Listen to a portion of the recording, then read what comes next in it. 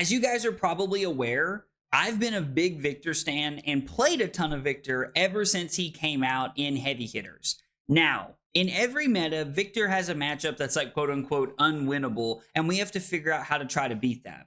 Well, after US Nationals this past weekend, it's very clear that Gravy Bones is going to be Victor's new worst matchup. Gravy Bones really looks to utilize allies like Weller Humperdinck and Chum to be able to like really try to like slow us down, force us to attack them instead of pressuring their life total, and then really just like trying to run us over. But the other thing that's interesting about Gravy Bones is that they also get to utilize cards like Conqueror of the High Seas and Golden Tipple, but since they get to utilize attacks like this, it means that for Victor, we get to flip the script a little bit. Normally against allies, all of our clash cards like Trounce and Tests of Strength are really, really bad. But looking at the fact that Gravy Bones has to play a lot of physical attacks to get like their hero ability turned on, we're able to really utilize our clash blocking cards to be able to set up some good value for us, helping us apply pressure, keep our hand full, and trying to put them on the back foot. The other thing that's really going to help us as Victor is we're going to utilize as much Go Again as possible. So we're talking about cards like Zealous Belting and Outmuscle to really help us clear the board and pressuring our opponent's life total. Because unlike other matchups, we're not able to use poppers to keep things clear. We physically have to attack the allies, which is going to bring a totally new task to the table for Victor. Thanks for stopping by, guys. I hope you enjoy the video. All right, we're planning its Gravy, and we are going second. Now, I know that this matchup is a bit of an uphill battle, but I really think that there's probably got to be a way for us to be able to like get this matchup to where it's not terrible, right? Because at first, Enigma was unwinnable, and then we figured that out as well. So I think there's a way to kind of make this happen to where we can make this matchup at least playable for us. So I'm hoping that we can start to like, push this matchup in that direction. All right, so Jittery Bones does have Go Again. There is an Anka, which can attack for 5, and there's an Oyston in there. So here, I'm thinking we're going to block like this. Actually, I think I'm willing to give up 1 point to be able to like try and rip off the Trounce here. Let's see. So we win the first one, and then they have a 4 versus our Goldmane estate. I think we'll destroy our gold to put this on the bottom.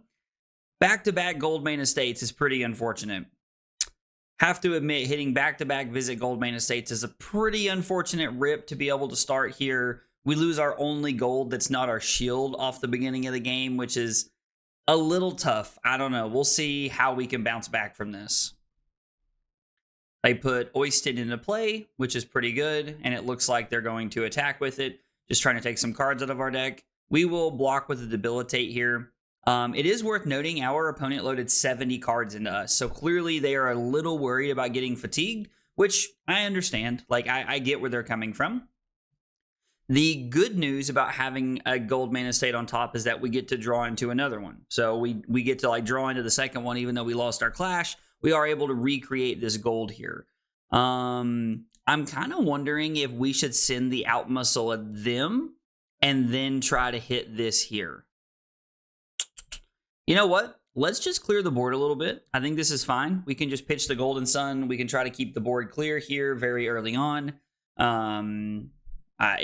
These triggers don't actually go on the stack. It doesn't matter. The one thing I will say we do have to be very aware of and like make sure that we're paying attention to is Gold-Baited Hook. Gold-Baited Hook has the ability to steal our golds, which is pretty backbreaking situationally. All right. So we've managed to clear the board. They do have an Anka over here, which they could put in play. Jittery Bones for 4. I was like, I'm assuming they have something to wrap this up with. We're going to try and hit off of our Trounce here.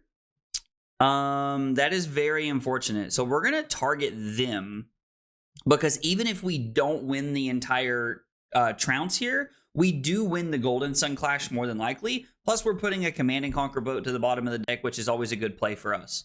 So the fact that we did hit off the blue means that we can block with one of the Machos, and then we have the ability to go 7 Go Again, or kill a big ally into swing the hammer at an ally to be able to keep the board clear. So allowing us to pressure our opponent a little bit, or just clear 2 allies, whatever looks better here. The great thing about Outmuscle is that it gives us the ability to be able to like kill allies without having to worry about it being defended by a card with greater power.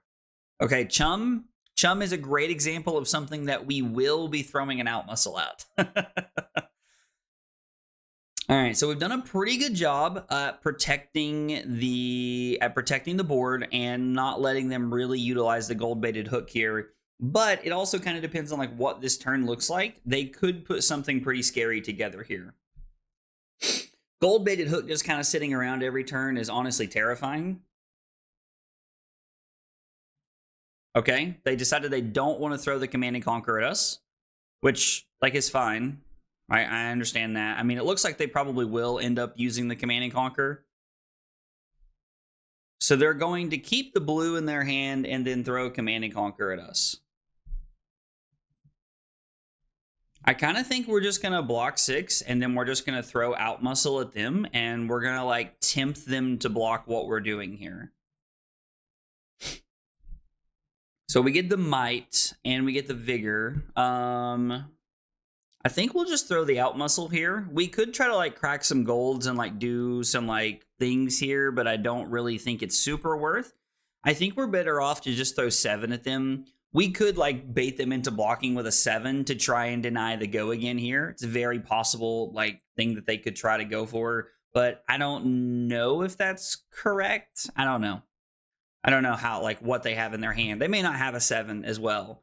Like, we put a Command and Conquer boat to the bottom, and then they just pitched a Command and Conquer boat, so we're looking at fighting 2 of those second cycle. Unfortunately, without a blue, we are just arsenaling the Outmuscle here. I like having the Outmuscle in Arsenal. It's going to set us up pretty well for next turn, hopefully. All right, we're going to need the Test of Strength to hit us into a blue, and then we're going to hope that we can block with Clash of Might. We'll be able to go Outmuscle for 7 into...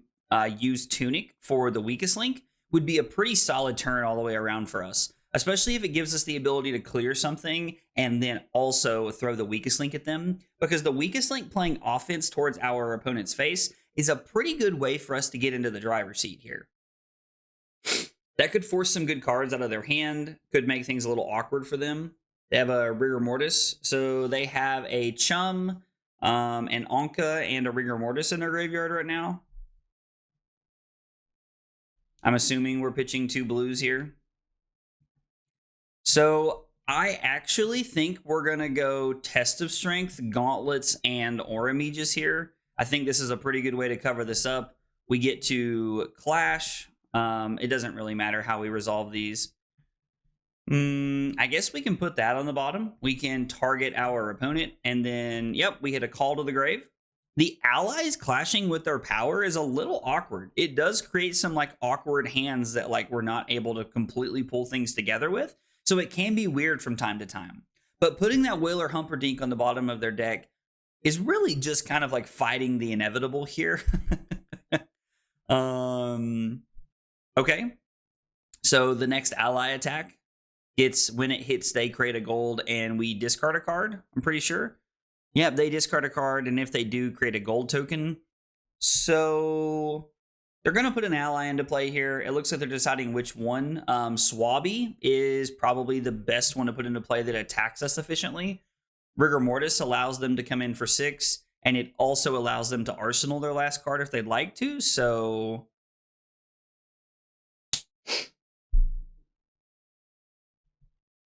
all right, no gold-baited hook this turn. And they're just going to crash the boards for 6.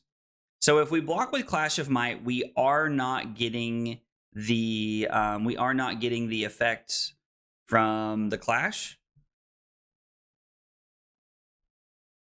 I think we're going to block like this. I was like, yeah, I guess it goes on the stack technically, but then like it just dissolves, I guess. I don't know. Like, Talashar's implemented some new things that I'm kind of seeing being back from Nationals, and so it's interesting. We're just going to kill the Rigor Mortis, and we are going to overpitch here. I'm happy to just, like, play this game where we're pitching and keeping cards inside of our deck. Cards that are good for, like, late game. Like the Weakest Link could be a very, very powerful card. If we're able to set up their Whaler Humperdinck against a turn where we can throw the Weakest Link at them, we could be in a very, very powerful spot. Okay, so this is the first turn we haven't really had a clash card so far, but I do think this is a fine hand. We can block with the blue Chokeslam, and then we have the ability to go outmuscle into an ally and try to throw the Weakest Link at them to try and like force some tempo back our direction. Because even though right now I'm just kind of blocking and killing allies, we have to do that early on, but we also have to decide when we're going to try and get tempo back. I think we're going to take two. Blue Jittery Bones is a really good card. I like this card so much in CC. Like, don't get me wrong, this card's great in draft as well because it's a go again card that enables your hero ability. But man, in CC, this card's so good. I think Jittery Bones is going to be a staple in this deck. I think a lot of people thought it was like draft chaff at first and like it wasn't really seeing a lot of play. It didn't see a lot of play at US Nationals in CC is my understanding, but I think this card's really good. And I think if you're going to be playing Gravy Bones, this is a great card to pick up. I think this is a great card to pick up. I mean, if you like foils, I'd pick them up in foil, but you know, having the card in general is fine, right? All right, so we've got a Chum Friendly First Mate here. And we've got a Command and Conquer. They're trying pretty hard to get my arsenal here, hitting us with some of the good cards. So I think we're just going to we're just going to block 6. We're just going to play this safe. There's no world where we could get pummeled or anything here. They could, like, if they'd put an ally in there, they could have like one floating and like dead threads or something crazy, which would be cool. That would be a pretty funny play to make. And then we're going to go out muscle. Actually, are we supposed to throw the Weakest Link at this and keep the out muscle? I think we are. Hopefully our opponent lets us take this back. I think we're going to throw the out muscle at this. And we're just going to get this off the board. Or, I'm sorry, not the out muscle, the Weakest Link. I hate to give up a card that like takes tempo out of their hand and forces them like their hands to be awkward. But I think the out muscle is just too good at allowing us to have go again turns. As long as we're able to keep 2 cards, we should be able to make something like that happen. Our opponents hit us with 2 Command and Conquer so far and a Command and Conquer boat. The good news for us is that we have seen both the Command and Conquer boats go to the bottom of the deck, so it's going to be a minute before we have to worry about the rest of those. And then there's 1 copy of CNC left in their deck that we're worried about running into. We're also going to be looking for a good turn to utilize the Quickdodge Flexors here to make sure that we can really try to like get value out of them.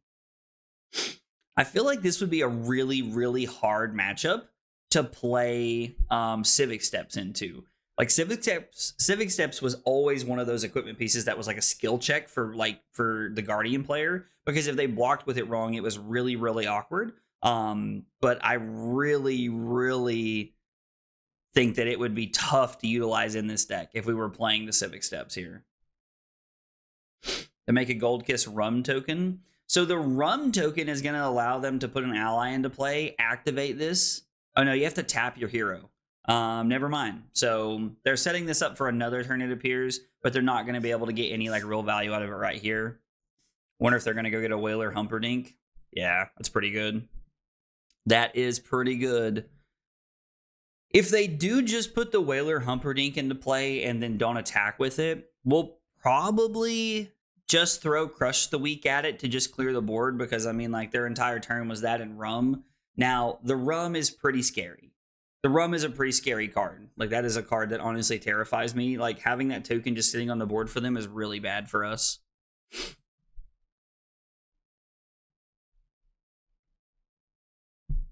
I mean, we could always just ship it and just throw the out muscle at them. I mean, there's 3 E-Strikes we haven't seen, and there's 3 copies of Zealous Belting we haven't seen. And there's also 1 more out muscle. So maybe just getting rid of a go again card here is the play. Yeah, I haven't really seen any attacks that stop the out muscle other than the Command and Conquer. Create a gold token.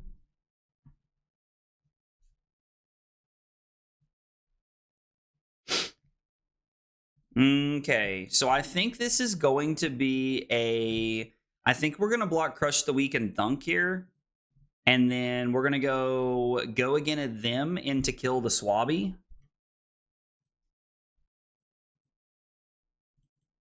There's a world where we're just supposed to arsenal the...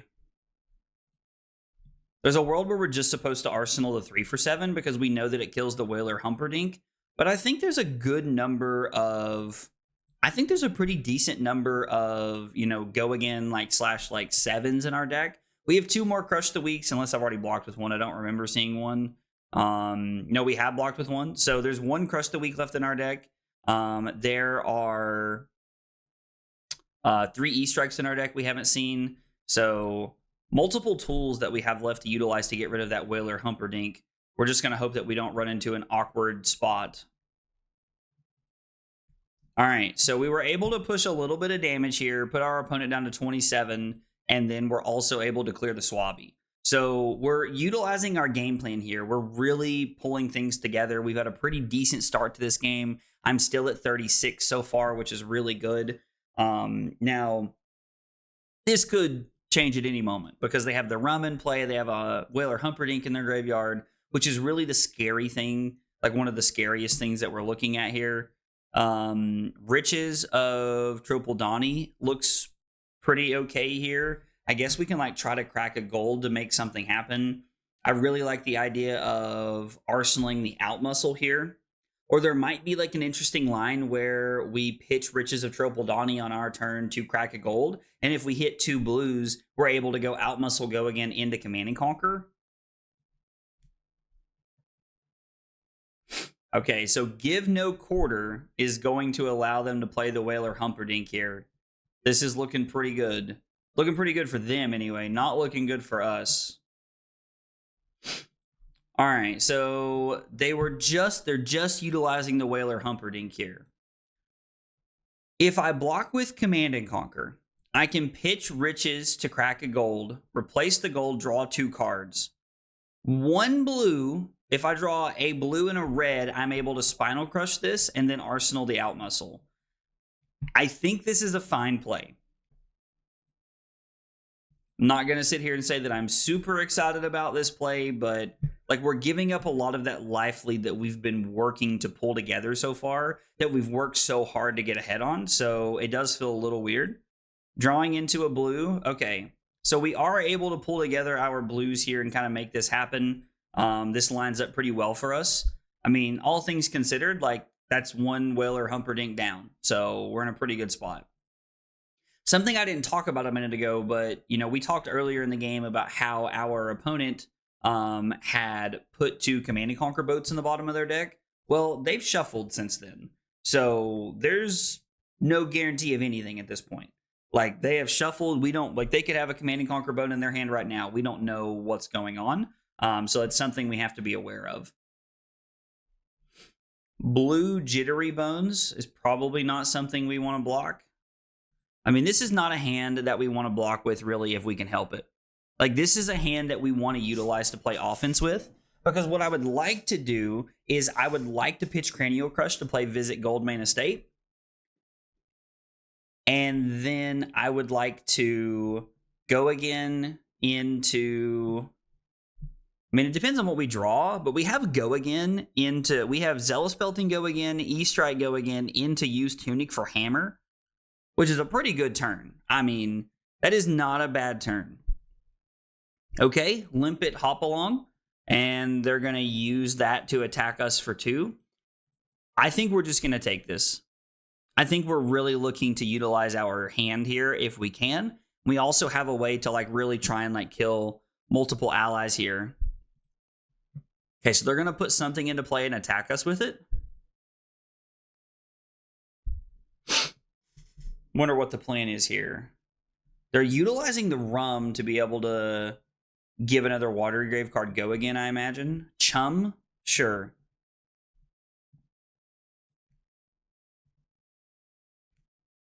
And then they can attack us here. So... what if, to try and utilize some life, we blocked with E-Strike, we take one to 23, and then we get to go pitch Cranial Crush to play Out Muscle at the Chum, and then pitch Goldmane Estate to kill this and Arsenal the Zealous Belting.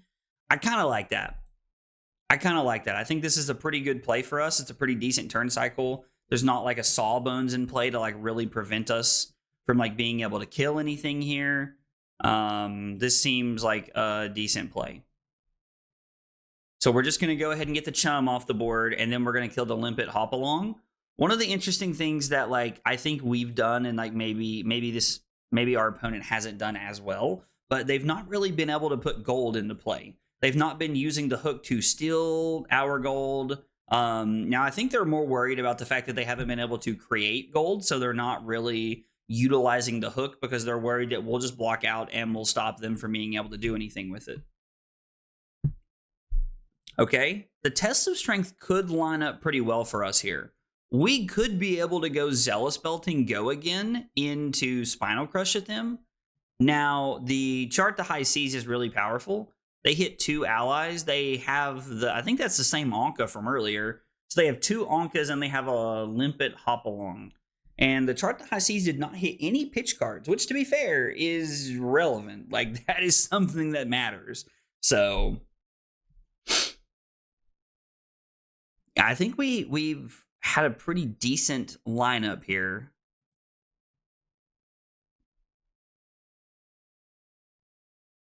Okay, now they have a Rigor Mortis to add to the board. So they're looking to play Limpet, attack for 2, go again, and then play Rigor Mortis or play Anka. I mean, I kind of wish they'd hit us with a physical attack here. I'd really like to block with my Test of Strength. The good news is that even if I don't get to block with my Test of Strength, it's okay. Yeah, I think that's fine. I think we're okay to go to 21 here and just really try to utilize the fact that we have a go again hand into Spinal Crush. Now, if they throw like a Conqueror of the High Seas at us, then we're probably going to block like Test of Strength, Thunk, and the Shield here. Hoping to really win the clash and like utilize still being able to like utilize a bigger hand here.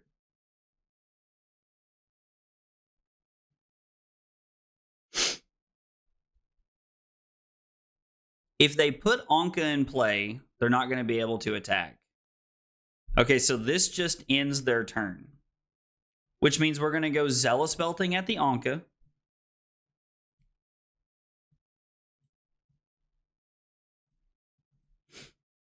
We're going to be able to use our go again here with Zealous Belting to get this off the board. And then we're going to throw Spinal Crush at them. I know that clearing the allies is a really big deal. And I do really like the idea of being able to, like clear both the allies here. But I think we're in a situation where it is okay for us to throw this at them. I think hitting them with a Spinal Crush after they've already given up a card. Wait, how did they give up a card? What happened? Why are they down a card? What did I miss? Why are they down a card right now?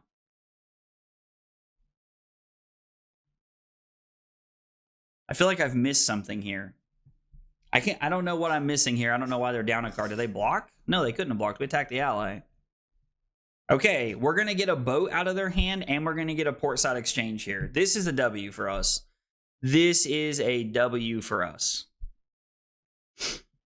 We're going to go Test of Strength, disable Thunk, because I would like to be able to hit them. I'd like to be able to hit that Thunk off the Test of Strength. I'm going to be honest, I have not been like super counting my pitch stack, so I don't know. Ooh, this is tough. This is tough. Now, the good news is that we can just throw the Golden Sun at the Whaler Humperdinck if that's what they put into play. If they have another blue to use to put the Whaler Humperdinck in play, they can play it. No.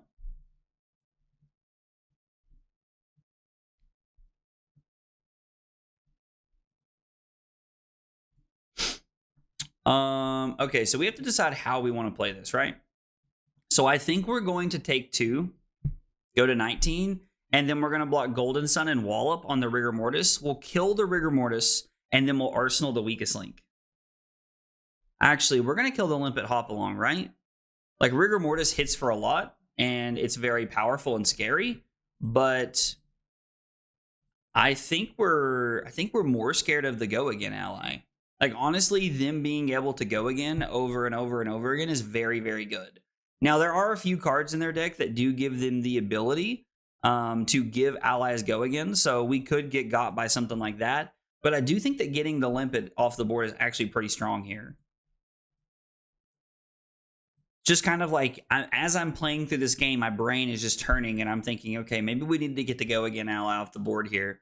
I don't know. Let me know in the comments what you all think about that. Do you all think that I should kill the Limpet, or should I have killed the Rigor Mortis here? I'm open to know your all's thoughts on this game so far. All right, we're going to Arsenal Weakest Link, which is a good power card for us. Zealous Belting looks very, very clean here. I would really like to be able to use Zealous Belting to kill 2 allies this turn.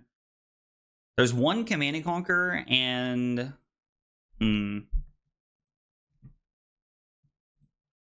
We're going to block here. Try to get the Might token. We do win the Might token because they have a Cutty Shark on top. Okay. So we have a Might token to set up for our Zealous Belting to be pretty good next turn.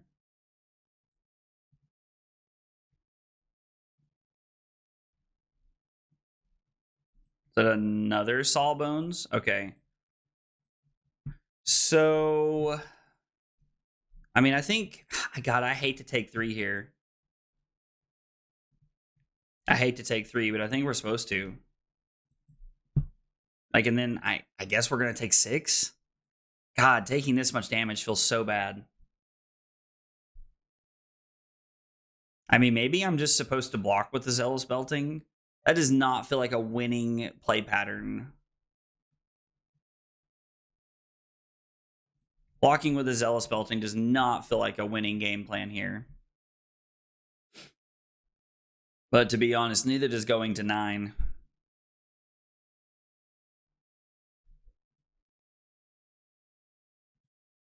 They discard a Cutty Shark. They play Tip the Barkeep. So they're going to be able to attack and put something into play. So they can... Or no, I guess they can't do both here, right? They're going to put a Sawbones into play. No, they can do both, actually, because they can use the... They have Go Again because this is their first ally, and then Dead Threads lets them throw Rigor Mortis at us. Yeah, you have to Dead Threads first, but... I mean, I think going to 9 feels so bad here, but we have to clear both these allies, I feel like. Getting both these off the board just feels so good. Is there a world where I'm supposed to pressure them at all? Like, maybe that's why the game is slipping away from me, is I'm not pressuring my opponent enough. I mean, to be fair, we left them with a 1-card hand earlier, and they were still able to set some stuff up and, like, really put us in a bad position. So, I don't know what pressuring them enough looks like. I'm not gonna lie, I really, like, I don't like that it puts Miller's Grindstone on the stack here. Like, it's not an effect that matters. So, I feel like Talishar is doing more than they should here. Like, sometimes less is more in certain situations.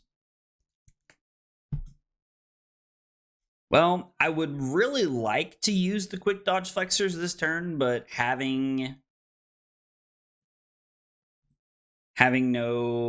having multiple blues is a little awkward. Hitting a Spinal Crush is not really what we wanted to see. That is not really what we wanted to see.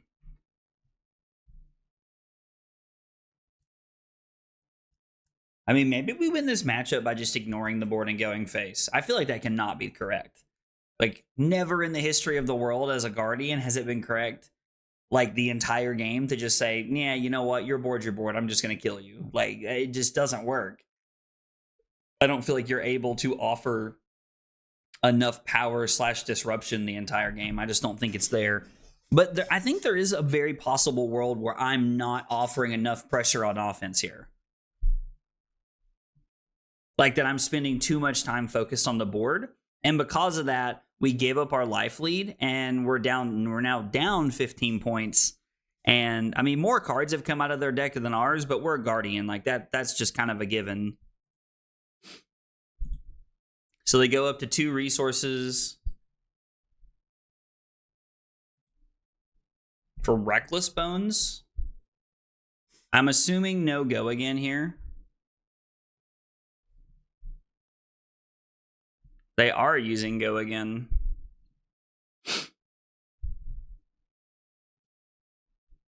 I mean, they haven't put a blue over here yet, so like that's just to clear an ally, right? That's all that's for.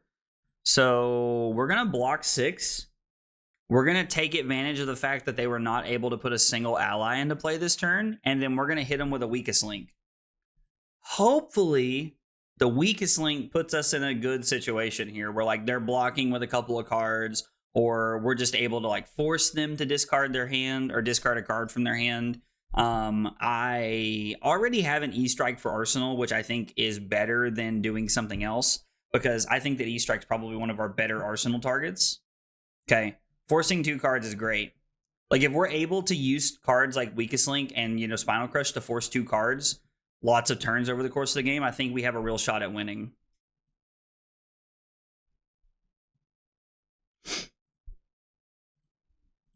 We're gonna block with Clash of Might. Yep. So we do end up winning the Clash here. They have a Chart the High Seas on top of their deck. Them showing us that just kind of like reaffirmed like my decision there to make that play. I'm curious to know what they play. They've got a Sawbones, a Limpet, a Cutty Shark, an Oyston, and an Anka. They now have 1 Sawbones left. Now they have a Whaler Humperdinck too. No, they only had 1 Sawbones. They played the other one, so now they have 1 Sawbones left.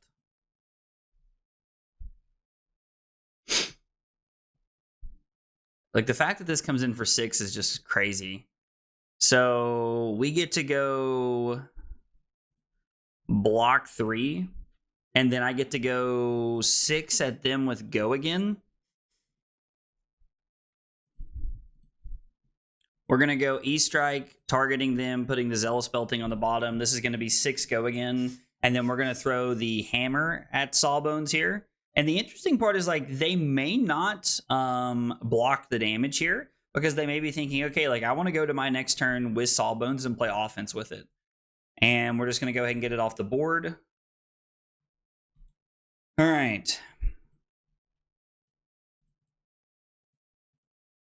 The turns where they're able to put 2 allies into play are so powerful. So powerful. It's so bad for us. It is so bad for us. So I can block with 1 card here, basically. I can block with the Wallop, and then I get to go E-Strike go again. Oh, Chart the High Seas is so good. And they're going to hit a blue and a Sawbones. Okay, so their last Sawbones. So we can block with a Wallop, basically, is like all we can block with if we want to throw go again. We also have the option of blocking Wallop and Crush the Weak. Or we might be... Oh my gosh, this is so bad. I mean... So I think we're going to block here, and then we're just going to use the Flexors this turn. Like, I think just pitching the Wallop to Flexors is fine. We're going to end up taking 3, but I don't know that we have a better option. Don't know that we have a better option. That is the last Conqueror of the High Seas. There's still 1 Command and Conquer left somewhere in the deck that we haven't seen yet, I'm pretty sure. Could be in their hand. Could be in their hand.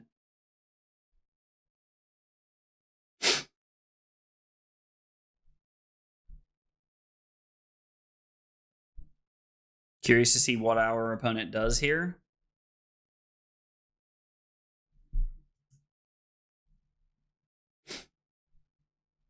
Sawbones, sure.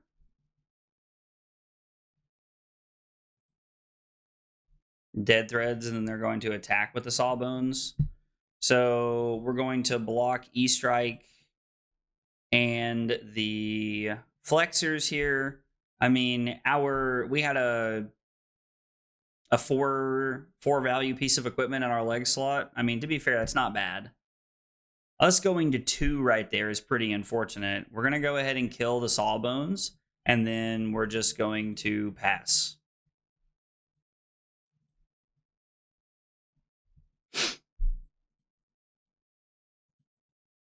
All right, so we pass. This is a hand of all time. Pretty sure we pitched these together early on. I think I pitched stacked. I think I pitched this hand because the next hand should have a weakest link in it, if I remember correctly.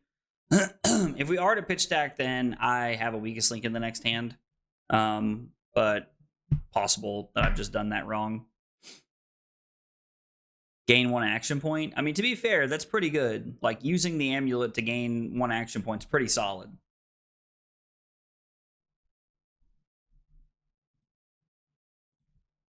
We will block with a Golden Sun here.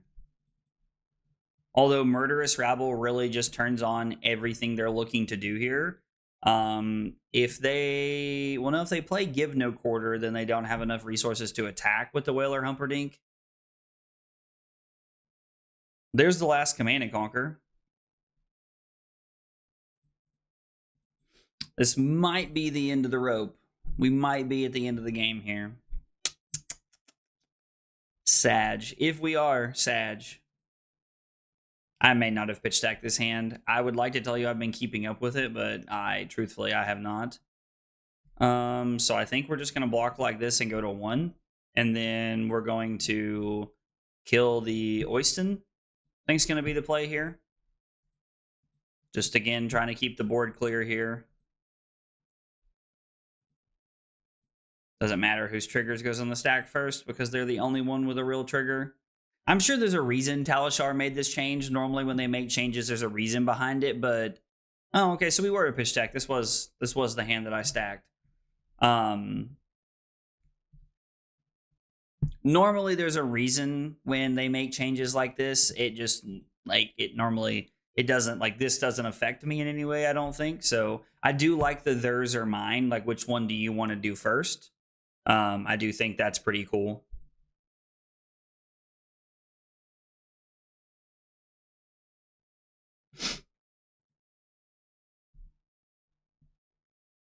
All right, so the Murderous Rabble turns on their graveyard, which is pretty powerful.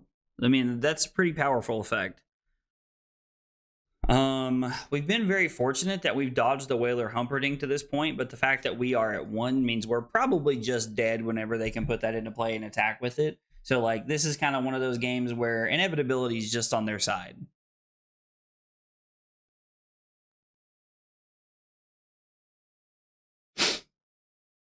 Our opponent thinking a little bit here. Anka, okay.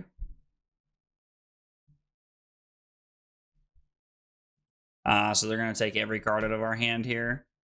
So we have to block this. I mean, if not, we're just dead. We are at 1.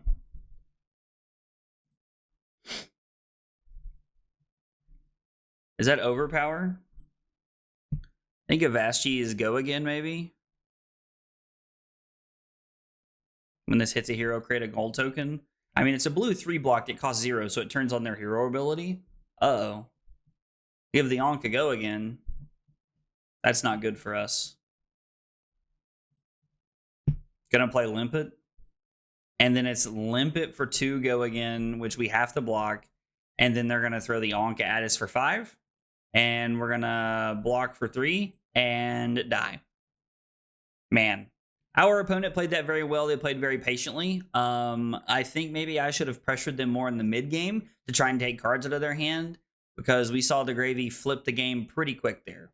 There are a lot of turns during this game that I could harp about and talk about some misplays I made, but there's one turn that I really want to highlight and talk about because I think it shows what Victor has to do to be able to win the game consistently. On turn 9, I threw Zealous Belting at an ally, and then I threw Spinal Crush at our opponent. Now, this forced them to, like, we were clearing the board a little bit here, and then forced 2 cards out of their hand.